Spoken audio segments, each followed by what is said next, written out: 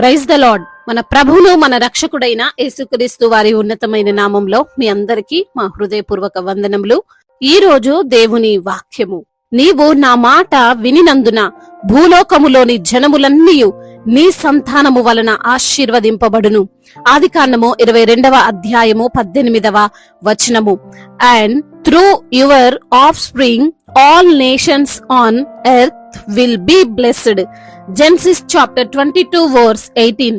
ఈ రోజుకు గాను కృపగలిగిన దేవుడు మనకు అనుగ్రహించిన వాక్య భాగమును బట్టి ధ్యానించుకుందాము. ప్రభునందు ప్రియమైన సహోదరి సహోదరులారా, దేవుని మాట వినువారందరినీ ఆయన ప్రేమిస్తాడు. ఆయన వారి ఎడల కరుణ చూపుతాడు. మన దేవుడు ఈ లోక సృష్టికర్త అయినటువంటి దేవుడు, సజీవుడైనటువంటి దేవుడు, కృపగలిగిన దేవుడు, ఆది సంభూతుడు. అటువంటి దేవాతి దేవుణ్ణి మనము ఆరాధిస్తున్నాము అని మనము జ్ఞాపకం చేసుకోవాలి. ఈ లేఖన భాగమును మనం చూసినప్పుడు అనేక మర్మములను మనము గ్రహించవచ్చు. దేవుడు నేరుగా అంటున్న మాటలు ఇవి. ఎవరితో ఈ మాటలు ఆయన పలుకుతున్నాడు అంటే అబ్రహాముతో. అబ్రహాము దేవుని మాట విన్నాడు అని మనము ఈ వాక్య భాగములో క్లియర్ గా చూడవచ్చు. అబ్రహాము దేవుని మాట వినడము అంటే చిన్న చిన్న విషయాల్లో కాదు, ఆయన ఏది చెప్పినా వినగలిగే స్టేజ్ లో అబ్రహాము ఉన్నాడు. అటువంటి భక్తి అబ్రహాముకుంది. ఈ రోజున నీవు దేవుని మాట వినగలుగుతున్నావా అనే ప్రశ్నను ఆయన నిన్ను అడుగుతున్నాడు. నీవు దేవుని మాటను తూచా తప్పకుండా పాటించగలిగితే, ఆయన చెప్పినట్లు నీవు చేయగలిగితే నీ జీవితంలో నీవు అన్ని పొందుకుంటావు. మనం చూస్తే చిన్న చిన్నవి ఈ రోజున మనము చేయగలుగుతున్నామా? మనము వినగలుగుతున్నామా? ఆదివారము దేవుని సన్నిధికి వస్తున్నాము, మంచిదే. కానుకలు ఇస్తున్నాము, మంచిదే. కానీ పరిశుద్ధంగా జీవించగలుగుతున్నామా? లేదా ఈ లోక వ్యక్తుల వల్లనే పడిపోతున్నామా? ఈ లోకంలో కలిసిపోతున్నామా? ఇక్కడ అబ్రహాము ఏం మాట విన్నాడో తెలుసా? నీ ఒక్కగానొక్క కుమారుణ్ణి నాకు దహన బలిగా సమర్పించు అని. ఎంత భక్తిపరుడైనా, ఎంత విశ్వాసి అయినా ఈ మాటకు విధేయించడానికి సందేహిస్తారు. నా కుమారుని కోసమో నా కుమార్తె కోసమో నేను దేవుని సన్నిధికి వస్తున్నాను, అలాంటిది వారినే దేవుడు ఇవ్వమంటే నేనెలా ఇస్తాను అని అవసరమైతే దేవుణ్ణి దూరం చేసుకుంటారు కదండి. అబ్రహాము కూడా సంతానము లేనివానిగా ఉన్నప్పుడు ఇవ్వబడినటువంటి ఒక్కగానొక్క కుమారుడు. అటువంటి కుమారుణ్ణి అబ్రహాము ఆలోచించకుండా, రెండవ నిర్ణయం లేకుండా, ఎటువంటి ఎదురు ప్రశ్న దేవునికి వేయకుండా ఇచ్చేశాడు. మాట విన్నాడు. మీరు అనుకోవచ్చు, ఇప్పుడు మా కుమారుణ్ణి మా కుమార్తెల్ని మేము అలా ఇవ్వాలా? ఇస్తేనే దేవుడు మమ్మల్ని ప్రేమిస్తాడా అని. ఇందులో ఆత్మీయ అర్థము మనము అర్థం చేసుకోగలిగితే, గ్రహించగలిగితే, నీ కుమారుణ్ణి నీ కుమార్తెని నీ కుటుంబాన్ని దేవునికి సమర్పించాలి, దేవుని కోసం పెంచాలి. అప్పుడు వారు తప్పిపోరు, వారు చేజారిపోరు, వారు నష్టాల్లోకి వెళ్లిపోరు. వారు బ్రతికినంత కాలము క్షేమముగా ఏ ప్రమాదంలో పడకుండా జీవిస్తారు. దేవుడు నీవు ఏదైతే ఇవ్వలేని వినలేని పరిస్థితుల్లో ఉంటావో అదే కొన్నిసార్లు కావాలని అడుగుతాడు. అయితే నీవు దానిని వినే వ్యక్తిగానో చేసే వ్యక్తిగానో ఉండాలి. మనము ఇక్కడ చూస్తే అబ్రహాము మాట వినినందున భూలోకములోని జనములన్నీ అబ్రహాము సంతానము వలన ఆశీర్వదింపబడతారు అని దేవుడు అబ్రహాముకు ప్రమాణం చేస్తున్నాడు. ఆలోచించండి, మనము ఉన్నతంగా ఉన్నప్పుడే ఇంకొకరికి సహాయం చేయగలం కదా. అదే మనమే ఉన్నతంగా లేనప్పుడు మనం ఇంకొకరికి ఏమి చేయలేము. దీని ప్రకారంగా చూస్తే అబ్రహాము సంతానము ద్వారా దేవుడు లోకాన్ని ఆశీర్వదించాలి అంటే వారు ముందు ఆశీర్వాదం పొందుకోవాలి. అదే దాని తరువాత దేవుడు చేశాడు. ఈ రోజున ఈ మాటలు వింటున్న ప్రియమైన సహోదరి సహోదరులారా, నీవు ఆశీర్వదింపబడాలి అంటే, నీ కుటుంబము నీవున్న ప్రాంతంలో దీవెనకరంగా ఉండాలి అంటే, నింద అవమానము ఉన్న చోట నీకు ఘనత దేవుడు తీసుకొని రావాలి అంటే, నీవు ఎంత బలహీనంగా ఉన్నా, నీవు ఎంత శోధనలో ఉన్నా, నువ్వు ఎంత నిరుత్సాహముతో ఉన్నా, నీవే ఇంకొకరిని ప్రేరేపింపే నడిపించే వ్యక్తిగా వ్యవస్థగా మారాలి అంటే, నీవు కూడా దేవుడు చెప్పినట్లు చెయ్యి చాలు. ఆయన నీకు చెప్పేది ఏది కూడా నీకు నష్టాన్ని తేదు, నీకు బాధను తీసుకొని రాదు, నిన్ను కృంగదీసేది కాదు, నీకు ఘనతనిచ్చేదే, నీకు మంచిని చేసేదే. కాబట్టి దేవుని మాటకు విధేయించి జీవించు. నీవు, నీ కుటుంబము, నీ బిడ్డలు, నీ వ్యాపారము, నీ ఉద్యోగము అన్నిటిలో నీదే పైచేయిగా ఉంటుంది. దేవుడు ఈ మాటలను దీవించి మన హృదయములో ఫలింపచేయునుగాక. వాక్య భాగమును బట్టి ప్రార్థించుకుందాము. ప్రతి ఒక్కరు కూడా ప్రార్థనలో ఏకీభవించగలరు. ప్రార్థన. మహాశక్తి సంపన్నుడవైన దేవా, కృపగలిగిన మా తండ్రి, మీకు వందనాలయ్యా, స్తోత్రాలు ప్రభా. ఈ రోజున ప్రభా వాక్యము ద్వారా మీరు మాతో మాట్లాడారు ప్రభా.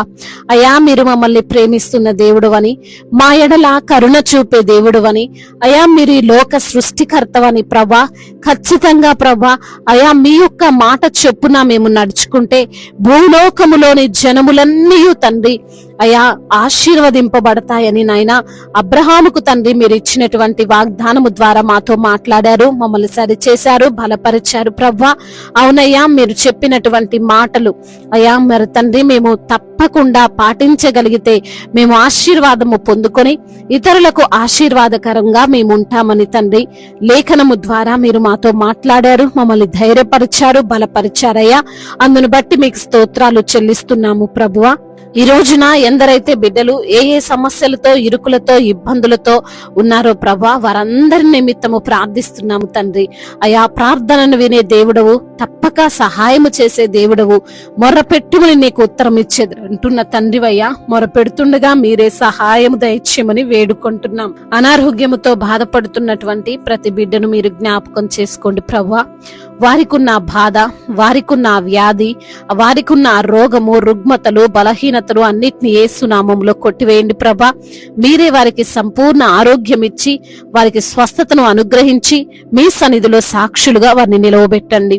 ఆర్థిక పరమైన ఇబ్బందులన్నిటి నుంచి కూడా విడుదల దయచేయండి. అప్పుల భారాల నుండి విడుదల అనుగ్రహించండి. అయా కుటుంబ సమస్యలతో అయా ఎందరైతే బిడ్డలు మరి తండ్రి బాధను అనుభవిస్తున్నారో తండ్రి, ఆ కుటుంబ పరమైన ఇబ్బందులన్నిటి నుంచి కూడా విడుదల దయచేయండి. కుటుంబములో శాంతిని, సమాధానాన్ని, నెమ్మదిని దయచేయండి ప్రభా. ఒకరినొకరు అర్థం చేసుకొని జీవించే జీవితాన్ని వారికి మీరు ప్రసాదించండి. ముఖ్యంగా అయా ఆస్తి తగాదాలు, మరి తండ్రి భార్యాభర్తల మధ్య విభేదాలు, వీటన్నిటి నుండి కూడా విడుదలను అనుగ్రహించండి.